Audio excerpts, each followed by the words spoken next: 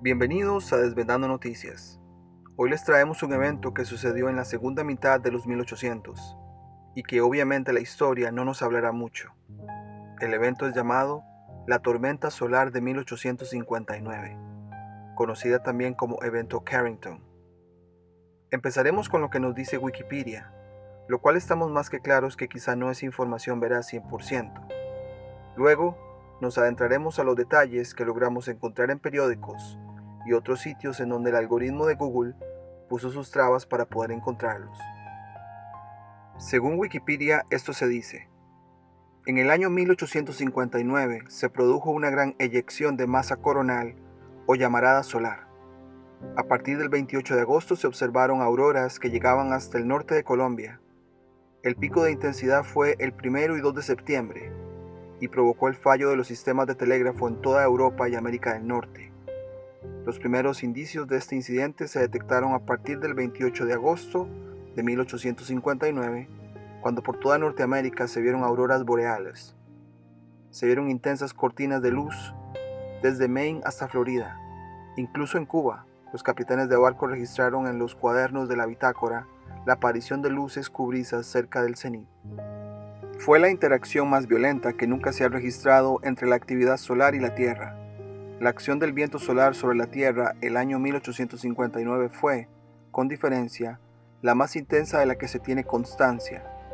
El día 28 de agosto aparecieron numerosas manchas solares, y entre los días 28 de agosto y 2 de septiembre se declararon numerosas áreas con llamaradas. El 1 de septiembre el Sol emitió una inmensa llamarada. Solo 17 horas y 40 minutos después, la eyección llegó a la Tierra con partículas de carga magnética muy intensa. El campo magnético terrestre se deformó completamente y esto permitió la entrada de partículas solares hasta la alta atmósfera, donde provocaron extensas auroras boreales e interrupciones en las redes de telégrafo. Según la revista Business Insider, una publicación oficial muy respetada, se dice lo siguiente: los documentos en las oficinas de telégrafo se incendiaron. Incluso con las baterías desconectadas, los operadores descubrieron que la vertiginosa corriente subatómica podía llevar sus mensajes a grandes distancias. Las luces bailaban en el cielo. Después continúa dándonos más detalle del evento. A las 11:18 de la mañana del 1 de septiembre de ese año, el astrónomo inglés Richard Carrington se paró en su observatorio privado, grabando manchas solares en una imagen del Sol proyectada a través de su telescopio en una pequeña pantalla. Dos parches de luz intensamente brillante y blanca estallaron, escribió en su informe. Descripción de una apariencia singular vista en el Sol. Para la revista Monthly Notices of the Royal Astronomical Society. Mi primera impresión fue que, por casualidad, un rayo de luz había penetrado en un agujero en la pantalla unida al cristal de objetos, por el cual la imagen general queda a la sombra, ya que el brillo era completamente igual al de la luz solar directa, él escribió. La mañana siguiente, antes del amanecer, la NASA escribe: los cielos de todo el planeta Tierra estallaron en auroras rojas, verdes y moradas, tan brillantes que los periódicos se podían leer tan fácilmente como a la luz del día. De hecho, auroras impresionantes pulsaban incluso en latitudes tropicales cercanas a Cuba, Bahamas, Jamaica, El Salvador y Hawái. Como pueden ver, el evento se dio a inicios de septiembre de 1859.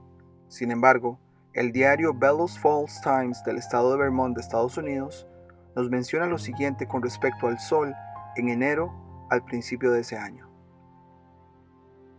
Dice: para aquellos de sus lectores que pueden estar interesados en los fenómenos solares, puede ser gratificante saber que ahora hay dos manchas en el Sol que se pueden ver a simple vista. Las manchas están cerca una de la otra, son casi del mismo tamaño y están situadas cerca del centro del disco.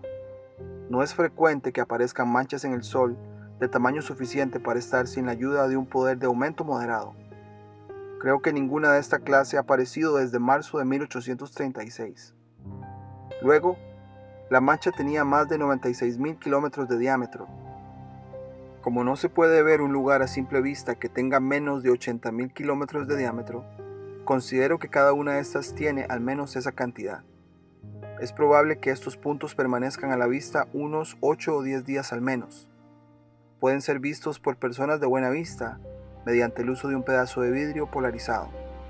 Según la observación general de tales fenómenos, es probable que nos visiten con una cantidad inusual de tormentas eléctricas, vientos fuertes, huracanes, etc., durante los meses de invierno y primavera. Cabe destacar que pareciera que los periódicos han sido quitados de la base de datos para describir tan importante evento ese año. Para el año 1859 intentamos con varias palabras de búsqueda, como por ejemplo evento Carrington y otros, sin embargo ningún resultado. Con la palabra de búsqueda Electric Storm, solo 8 resultados encontramos. De los 8, 6 son básicamente un copy-paste de la misma nota en diferentes diarios. Y cuando busqué aurora boreal en fechas del 2 de septiembre, un día después del evento, el sitio solo mostró 10 diarios. Se supondría que si el evento fue visto en muchas partes, los diarios lo reportarían al día siguiente. Sin embargo, es interesante notar que muchos diarios disponibles no lo reportaron. Uno de ellos llama la atención por la redacción única. El Evening Star de Washington, D.C. nos cuenta brevemente el 2 de septiembre. Fenómeno atmosférico, telégrafo sobrenatural, aurora boreal. Las espléndidas exhibiciones de aurora boreal el domingo por la noche, además de asombrar a los sublunares despiertos, desconcertaron a los operadores de las diversas líneas telegráficas en gran medida y jugaron al tenis con sus mensajes. Después de luchar contra su sutil oponente atmosférico hasta muy tarde, reconocieron con gracia una derrota mutua y cerraron sus líneas respectivas. Anoche, los cielos exhibieron una apariencia similar, y la presencia de una superabundancia de electricidad atmosférica ha sido evidente en todas las líneas que conducen desde esta ciudad hoy.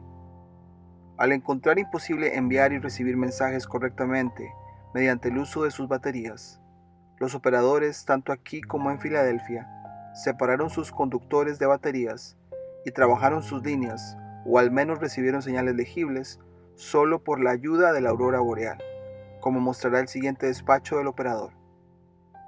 Filadelfia, 2 de septiembre. Algo ocurrió esta mañana, como el asunto del domingo por la noche, la aurora.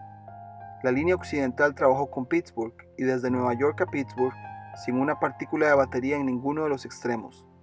El profesor Henry del Instituto Smithsoniano estuvo aquí el lunes para hacer consultas sobre el fenómeno del domingo por la noche y tomó las declaraciones de todos los operadores de turno. Parecía muy satisfecho con lo que había aprendido. Operador Oficina Telegráfica Americana. Los operadores de la Oficina Telegráfica Americana en esta ciudad probaron un experimento similar en Washington y Memphis y se encontraron con el mismo éxito. ¿Quién discutirá ahora la teoría de que la aurora boreal es causada por la electricidad? Después de indagar más, un diario en español, La Gaceta de Puerto Rico, nos narra el siguiente acontecimiento en Estambul, o lo que se conocía antes como Constantinopla, del 10 al 14 de septiembre de 1859. Escriben de Constantinopla el 14 de septiembre. Un incendio terrible acaba de devorar más de 1000 casas de Constantinopla. En el barrio de Haskell, habitado por 30 familias israelitas, está edificado como el resto de la ciudad, en anfiteatro. Partiendo del golfo llamado Cuerno de Oro, las casas están situadas unas sobre otras y se elevan hasta las colinas más culminantes que rodean al golfo. En este barrio hay establecidos miles de tiendas y cafés.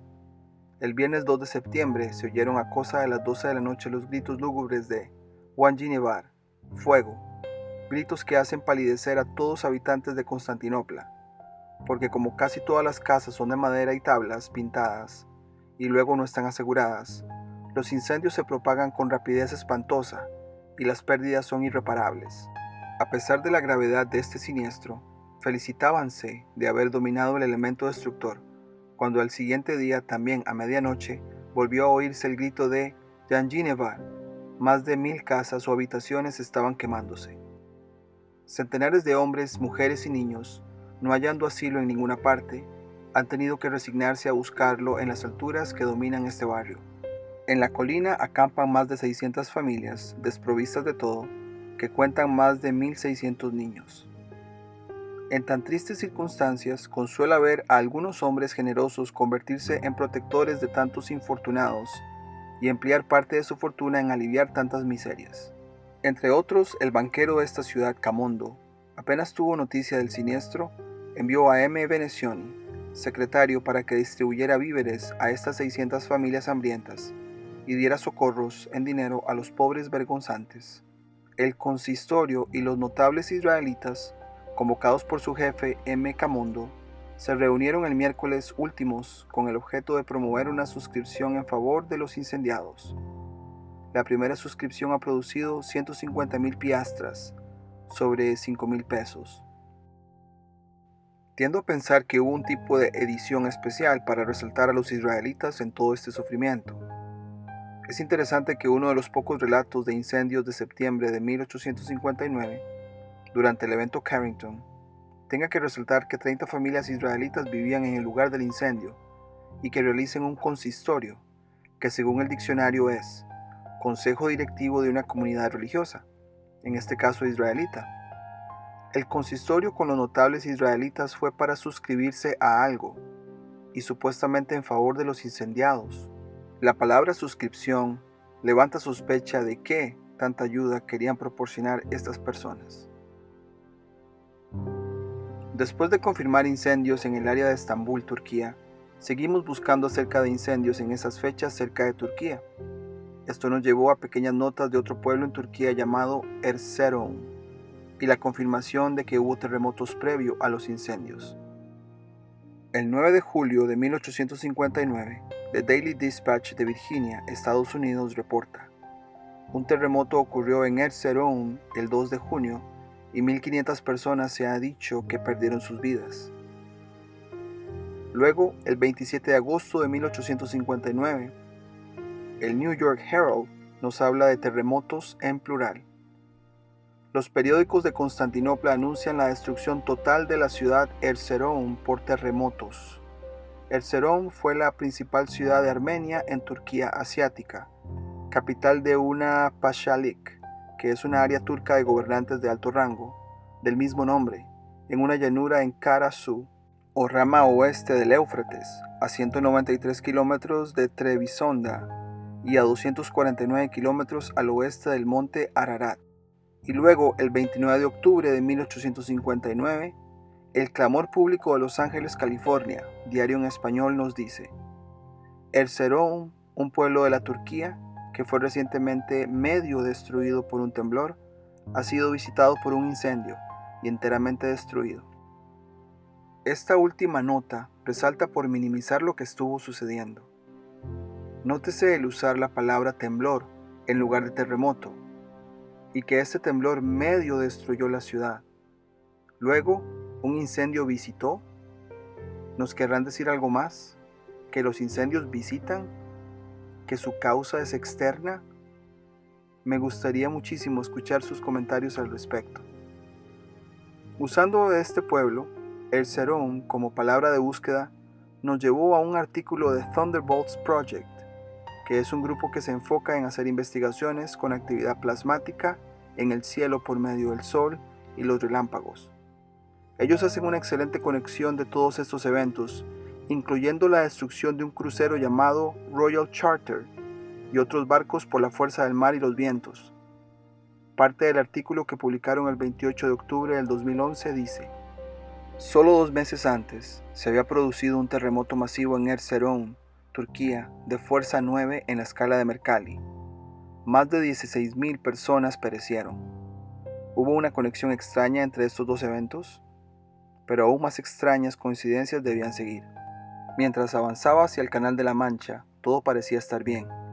Pero cuando llegó al extremo noroeste de Anglesey, el 25 de octubre, el barómetro estaba cayendo.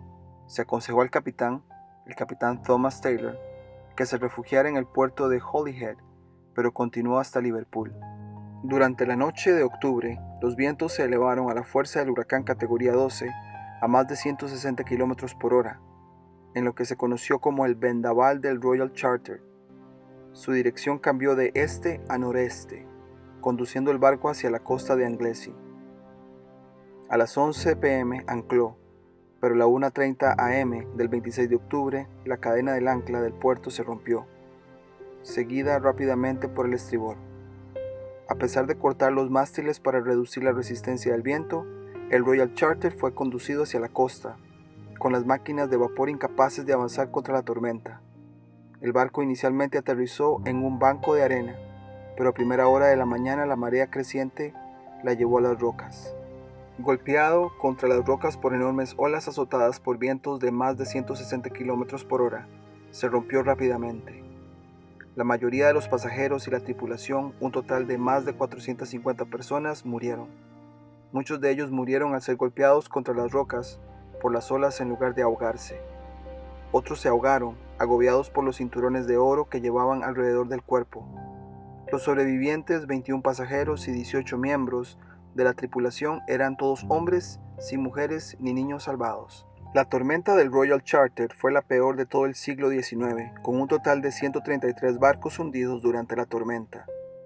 El número de muertos fue de alrededor de 800.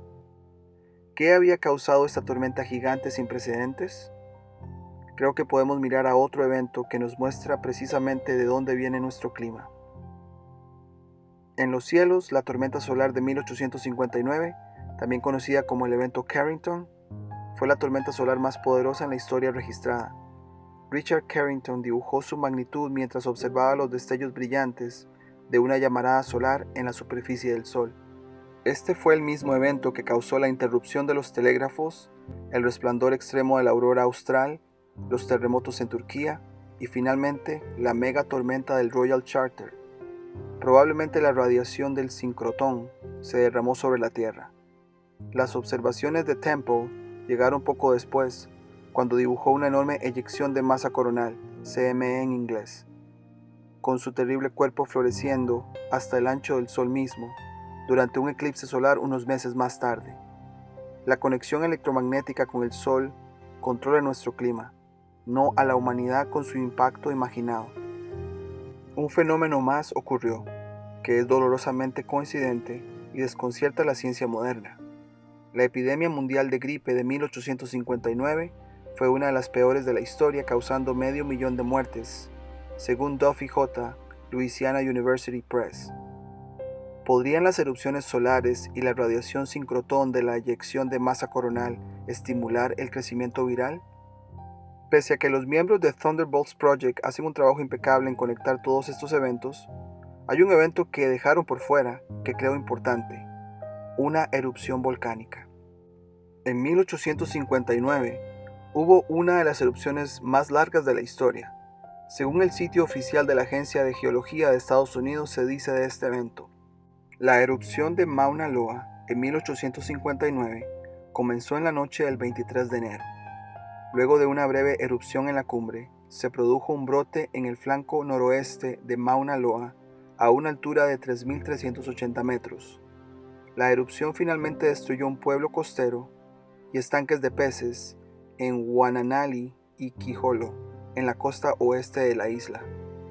Esta erupción es notable por varias razones. Es la erupción más voluminosa en el periodo posterior al contacto y produjo un flujo de lava de 52 kilómetros de largo, el más largo del estado. La erupción duró aproximadamente 300 días, la segunda más larga de todas las erupciones de Mauna Loa desde la llegada de los europeos a Hawái. Además, es una de las 2 erupciones históricas de respiraderos radiales en los flancos noroeste y oeste de Mauna Loa. La otra erupción radial ocurrió en 1877. Si nos basamos en la historia oficial, no cabe duda que el año 1859 fue un año de eventos catastróficos que al parecer han sido esparcidos en los registros sin ninguna relación alguna. Sin embargo, no hay duda que hay una conexión enorme y que podría estar ligada a la actividad solar reportada en ese año. A manera de resumen, acá los eventos una vez más. En enero de 1859 se observaron manchas en el Sol y se dio advertencia. De igual manera, el volcán Mauna Loa inicia su erupción que continuaría por 300 días. Terremotos a inicios de junio en Turquía y probablemente en otras partes del mundo. El 2 de septiembre oficialmente es cuando se observa la eyección de masa coronal del Sol hacia la Tierra. y ese preciso día hay un incendio en Turquía que destruye una ciudad que ya había sido media destruida por un movimiento sísmico. Ese mismo día se estrella el Royal Charter y más de 100 barcos se hunden, dejando cerca de 1000 personas sin vida por la fuerza del mar y los vientos. Seguidamente empieza una epidemia de fiebre amarilla que dejaría medio millón de personas muertas, según cifras oficiales. El invierno al final de ese año sería uno de los más severos en el hemisferio norte. Sin embargo, lo que nos encontramos en los periódicos de la época es el lado bonito de la historia, que es el espectáculo de la aurora boreal y cómo afectó solamente los sistemas de telégrafos. No hay duda que estos eventos tienen algo en común y que apuntan al Sol, ese orbe que tiene influencia cercana a la Tierra, probablemente porque no está a miles de kilómetros, como la ciencia oficial nos lo ha hecho creer. También es importante mencionar que los años antes y después de este año describen un tiempo más extenso de eventos que sugieren un desbalance en la Tierra. Por ejemplo, en 1852 la historia oficial reporta una epidemia de fiebre amarilla en Buenos Aires, a la que llamaron vómito negro. En 1858 vuelve la epidemia a golpear Buenos Aires, junto con Montevideo. La misma fiebre amarilla tiene epidemias en Bermuda, Nueva Zelanda y New Orleans en Estados Unidos en esos años anteriores también. Es interesante que las epidemias siguen golpeando varias partes del mundo después de ese año también. En Buenos Aires se reporta la epidemia de fiebre amarilla más fuerte, en 1871 por ejemplo. Los insto a hacer búsquedas de la correlación de esta llamada fiebre amarilla antes y después de 1859 en sus respectivos países. Como punto final, ¿qué creen ustedes que realmente sucedió? ¿Qué nos están ocultando de este evento? ¿Hay eventos de terremotos o incendios cercanos a este año en sus países? Por ejemplo, en Costa Rica, de donde soy, se nos cuenta una historia de un soldado heroico que con una antorcha logra quemar una edificación donde estaba el bando enemigo en 1856, 3 años antes de este evento. Estoy empezando a sospechar que la fuerza natural de nuestra tierra se encubre con historia fabricada. Les agradeceré muchísimo sus comentarios al respecto. Haremos una segunda parte de este video de un fenómeno o evento similar en 1921, 3 años después del inicio de la pandemia de la fiebre española, por cierto. Según los reportes, el sistema de comunicaciones y de trenes se paralizó por la tormenta solar. Por ahora sería todo, y nos vemos en la segunda parte. Si te gustó el contenido del canal, no olvides suscribirte, darle campanita para notificaciones, comentar, compartir o darle me gusta. Hasta la próxima.